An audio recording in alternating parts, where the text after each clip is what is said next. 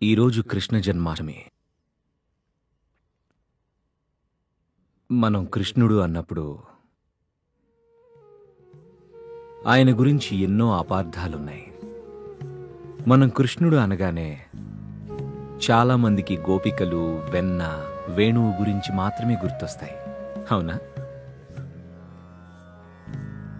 మనం తెలుసుకోవలసిన విషయం ఏంటంటే ఆయన వెన్న దొంగతనాలన్నీ 6 ఏళ్ళు లేదా 8 ఏళ్ల వయసు వచ్చే వరకే జరిగాయి. గోపికలతో వ్యవహారాలు 16 సంవత్సరాలు వచ్చేవరకే జరిగాయి. 16 సంవత్సరాల వయసులో ఆయన గురువు సాందీపాని ఆయన జీవిత సార్థకతను ఆయనకు తెలిపినప్పుడు ముందుగా తను బృందావనం వదిలిపెట్టి వెళ్ళిపోయాడు. మళ్ళీ ఎప్పుడూ తిరిగి రాలేదు. బంధువులని చూద్దామనో లేదా గోపికలని, తన స్నేహితుల్ని చూద్దామనో రాలేదతను. అక్కడితో అయిపోయిందది. 16 సంవత్సరాలకు వదిలి వెళ్ళిపోయాడు.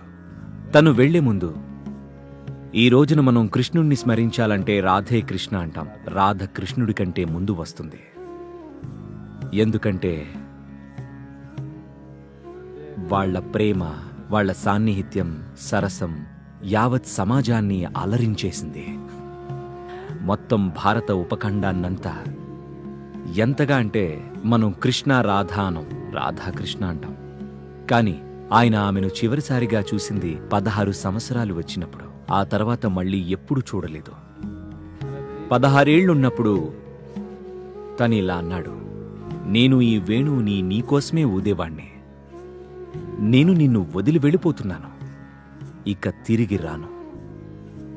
మరి మన ప్రేమకు సమర్పణగా నీకిది ఇస్తున్నాను. ఇదిగో తీసుకో. ఇక ఎప్పటికీ ఓదను అన్నాడు. తిరిగి ఎప్పుడూ ఆయన వేణువు గానం చేయలేదు. అప్పటి నుండి వేణువు గానం చేసింది రాధే. ఆయన మళ్ళీ ఎప్పుడూ 16 తర్వాత వేణువుని ఊదలేదు. 16 నుంచి 21 వరకు ఆయన ఒక బ్రహ్మచారి జీవితం గడిపారు. సన్యాసం తీసుకున్నారు.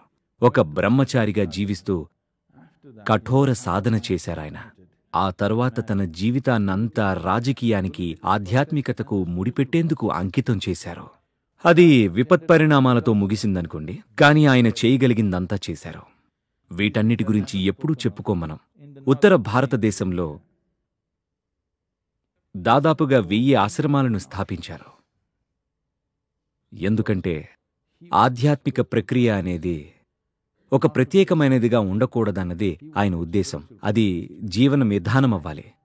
మనం పొద్దున పళ్ళు తోముకున్నంత తేలిగ్గా ధ్యానం కూడా చేయాలని, ఆధ్యాత్మిక ప్రక్రియ అనేదేదో వినోదానికి చేసేది కాకూడదని, అది జీవన విధానం అవ్వాలి అనుకున్నారు శ్రీకృష్ణుడు.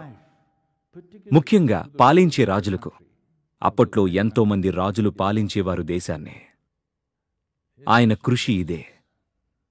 అప్పటి రాజకీయాలను ఆధ్యాత్మిక దిశగా మళ్లించడం. ఆ రోజుల్లో రాజకీయాలన్నవి ప్రజాస్వామ్యంలో లేవు. ఆయన ఉద్దేశంలో ముఖ్యమైన విషయం ఏంటంటే పాలించేవాళ్లు దీన్ని తెలుసుకుంటే దాని యొక్క ఫలితం ఖచ్చితంగా ప్రజలకు చేరుతుంది.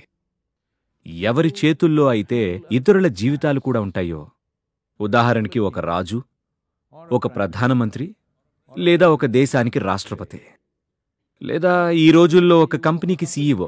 ఎందుకంటే వారి కింద వందల వేల మంది ప్రజలుంటారు. గుర్తుంచుకోండి, మీకిలాంటి బాధ్యత ఉన్నప్పుడు మీరు చేసే ప్రతి ఒక్క ఆలోచన, మీరు చూపించే ప్రతి భావావేశం, మీరు చేసే ప్రతి పని ఎంతో మంది జీవితాల మీద ప్రభావం చూపిస్తుంది. ఇటువంటి బాధ్యత మీ మీద ఉన్నప్పుడు మీరు ఒక మంచి స్థితిలో ఉండడం ముఖ్యం. మీ ఆలోచనలు, మీ భావాలు మీ అంతర్ముఖం నుండి రావాలి. అందరి శ్రేయస్సుకు ఉపయోగపడేవిగా ఉండాలి. నాకు జీవితం పట్ల ఒక సంకుచిత భావం ఉంటే నేను చేసే ప్రతి ఆలోచన ప్రజలకు హాని కలిగిస్తుంది. నాకు వచ్చే ప్రతి భావావేశం వారికి హాని కలిగిస్తుంది.